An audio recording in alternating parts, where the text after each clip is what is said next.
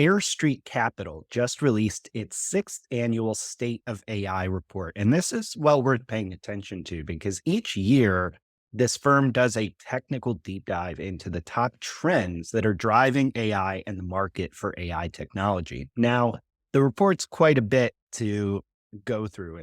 These typically run into hundreds of slides and they go pretty deep and are very technical often. But they do offer a really unparalleled look at the state of AI today. So if you want to dive into the full report, it's well worth it. But I did want to extract some highlights that jumped out as we were reviewing it. First up, they point to GPT-4 as this year's kind of clear winner when it comes to an AI model. I mean, they're basically showing how it crushes other large language models and honestly humans at certain tasks. They said, quote, GPT-4 is the best model across the board.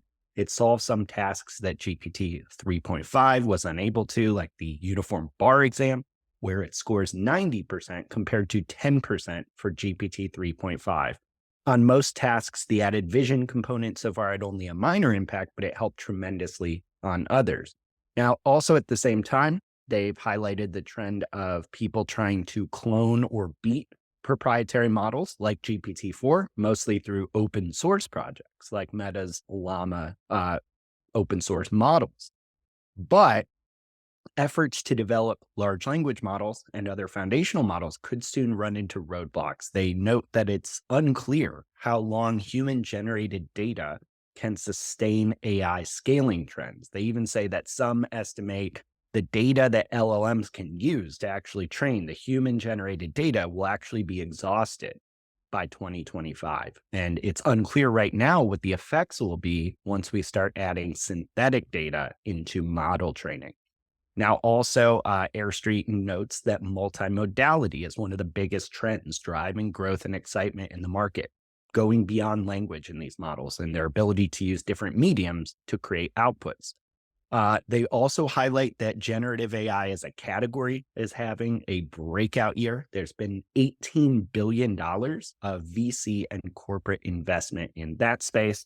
And they also note that, quote, AI is forecast to affect a series of sensitive areas, including elections and employment, but we're yet to see a significant effect.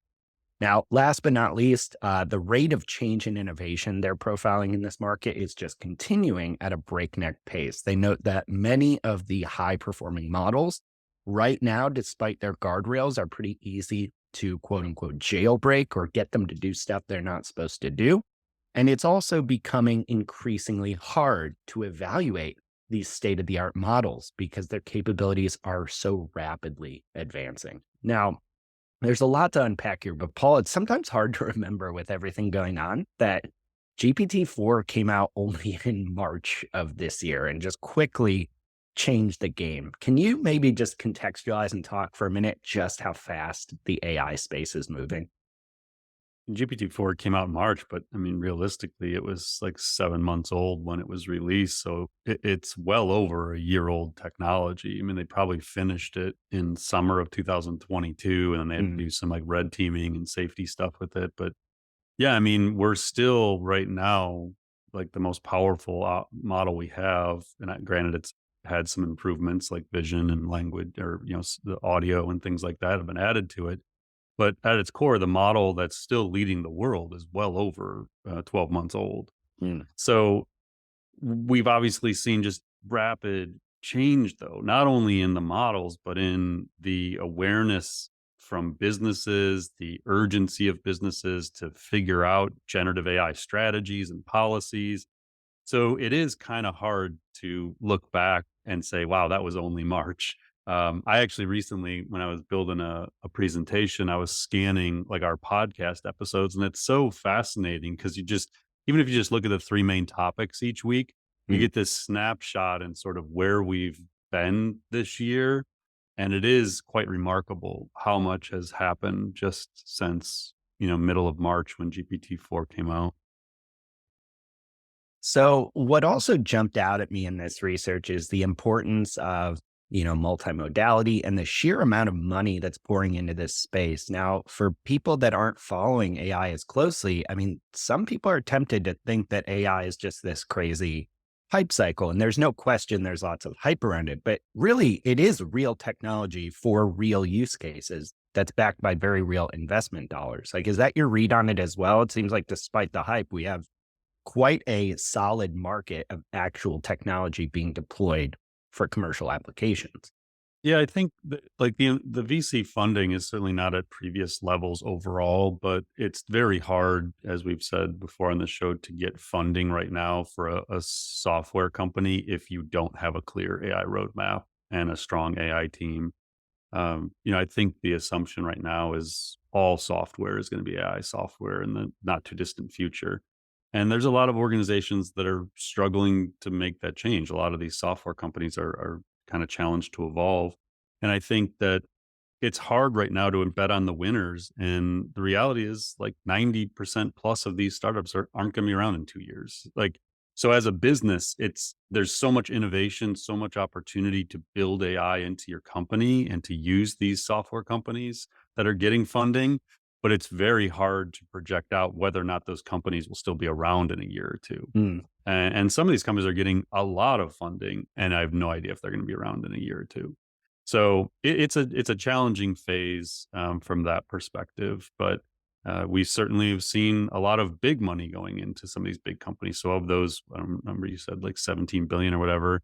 If you start thinking about OpenAI got 10, mm, Anthropic's got a couple bill, like realistically, it's probably an 80-20 where like 80% of that funding is going to a very small percentage of, a very small number of companies. So it can be almost a little bit misleading. I think it's still very hard to raise money right now. But the opposite side of that is it also doesn't cost as much to build a company. mm, I think Matt Schumer, who I just mentioned, he tweeted a couple days ago, like a lot of these companies are just lighting money on fire. Like there's you can build AI companies without having to raise a ton of money if you're not trying to train your own foundational model. Like mhm, realistically, the only thing that costs a bunch of money is to train these models, or if you staff up really fast and try and go really hard at specific markets. But the smart play for a lot of these companies is probably to play the long game and don't raise a ton of money and just build. And mm. like companies like Replit and some of these others we've talked about so many times are making it possible for people with ideas to build things and not need a bunch of money. So, kind of based on what we're seeing in this research and what we've discussed, like if I'm a business leader, how should I be thinking about the pace of AI innovation? Like, how should I be thinking about my company's response to it? I honestly feel like this can just be overkill. So like I wouldn't recommend this research report to a lot of people. Like, I think it has a lot of interesting findings. I think it touches on a lot of the topics and research that we cover throughout the year, but it is a curation of a bunch of third party research, and it's a lot of very dense slides, a lot of kind of advanced knowledge that doesn't have a ton of practical takeaways for you as a business person. And it goes into research. It talks about industry. It covers politics, safety. It makes some kind of very far reaching predictions about the next 12 months that aren't super applicable to you. So I would say, like, if you're more like moderate advanced in your knowledge of AI and you really want to dive in deep to the topic, give this report a read. Um, if you're more kind of at beginner level and you're just trying to get surface level and you want, like Mike's asking, like, what's the actionable thing to do? I wouldn't probably spend a bunch of time on this report. It's a lot to process. I think that what you should do is pick a couple pilot projects, pick a couple problem statements, and go solve something. Like the quickest way to get value out of AI is to actually start doing it, experimenting with it.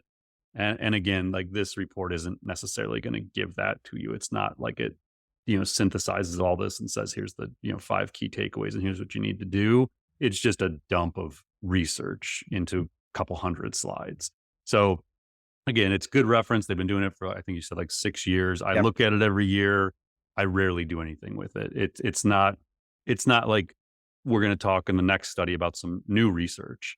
It's not that. Like, it's not going to give you a lot of that information. So good reference. Definitely covers a lot of the trends, but it's a very broad in terms of its application.